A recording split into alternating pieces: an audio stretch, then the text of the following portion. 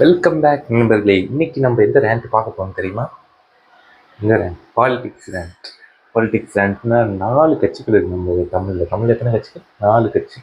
4 கட்சியில் எந்தெந்த கட்சி பெஸ்ட்டுன்னு பார்க்கணும். ஒன்று ஏடிஎம்கே, இன்னொன்று டிஎம்கே, இன்னொன்று டிவிகே, இன்னொன்று நாம் தமிழ் என்டிகே, நாம் தமிழ் கட்சி. பேர் நல்லா இருக்கும், நல்லா இருக்கும், நல்லா அதை கேட்கலாம்.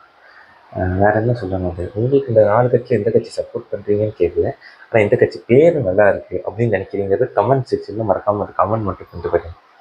ஓகே தானே? கமெண்ட் பண்ணிட்டீங்களா? மறக்காமல் கமெண்ட் பண்ணிடுங்க. அது என்னங்கிறது நான் தெரிஞ்சுப்பேன். அது மட்டும் இல்லை, இப்போ 4 கட்சியில் எந்த கட்சி பெஸ்ட்டு கட்சி நம்ம பார்க்குறோம்னா, எனக்கு தோணுனது வந்து ஃபஸ்ட்டு டிவிகே. இந்த டிவிகே வந்ததுக்கப்புறம் என்ன ஆச்சுன்னா, முன்னாடி இந்த வாக்கு சதவீதம்னு இருக்கும், வருஷம் 4 வருஷத்துக்கு வருது.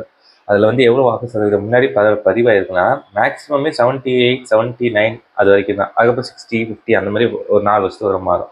ஆனால் இந்த தடவை 82%, அதாவது 82%. அதுக்கு காரணம் நியூ ஓட்டர்ஸ் நிறைய பேர் வெளியே வந்திருக்காங்க. இந்த புது கட்சி யார் அந்த புது கட்சி ஆரம்பித்தாங்களோ அதுக்கப்புறம் அந்த கட்சிக்கு அப்புறம் நிறைய நியூ ஓட்டர்ஸ் உள்ள வந்திருக்காங்க. அவங்களும் பயங்கரமான யங்ஸ்டர்ஸ், ரொம்ப வருஷமாக ஓட்டு போடாதவங்களாம் இப்போ ஓட்டு போகணுன்னு வந்து முன்னாடி நிற்கிறாங்க.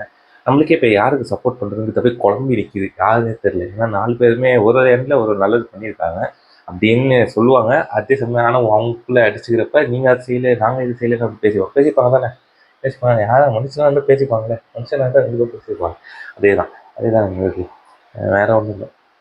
இந்த 4 கட்சி எந்த கட்சிக்கு நீங்கள் சப்போர்ட் பண்ண போகிறீங்க மட்டும் மறக்காமல் சொல்லுங்கள். ஓகேவா எல்லாருமே? நம்ம சப்போர்ட்லாம் கிடையாது. நம்ம 4 கட்சி பேர் எந்த பேர் நல்லா இருக்குது அப்படின்ட்டு. இந்த 2 கட்சி ஏற்கனவே உருவான கட்சி, அதனால் அதுக்குன்னு ஒரு வரலாறு இருக்குது. மேலே சொன்ன 2 கட்சி ஏடிஎம்கே, டிஎம்கே ஏற்கனவே உருவான கட்சி. அதனால் 2 பேருக்கும் ஒரு வரலாறு இருக்குது. பழைய வரலாறு நிறையா இருக்கனால நல்லது கெட்டது எல்லாம் சேர்த்து பார்த்துருப்பாங்க.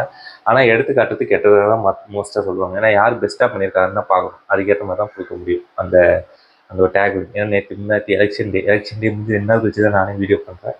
அதனால் இந்த எலெக்ஷன் டேக்கு அப்புறம் ஒரு பெரிய ரிசல்ட் சேஞ்சஸ் நடக்கும். அதை தான் நம்ம பார்த்துட்டு இருக்கோம். இப்போ வந்து நான் சொல்கிறது புரியுதா? ரிசல்ட்னால் என்னன்னு தெரியும்.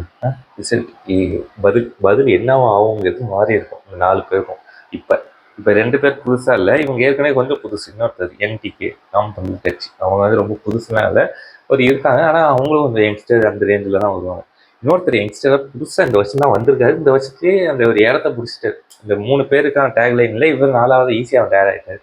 காரணம் அவருக்கு இருக்க ஃபேமு, அவருக்கு இருக்கிற ஒரு சப்போர்ட்டர்ஸ், அவ்வளோ பெரிய சப்போர்ட்டர்ஸ் இருக்காங்க.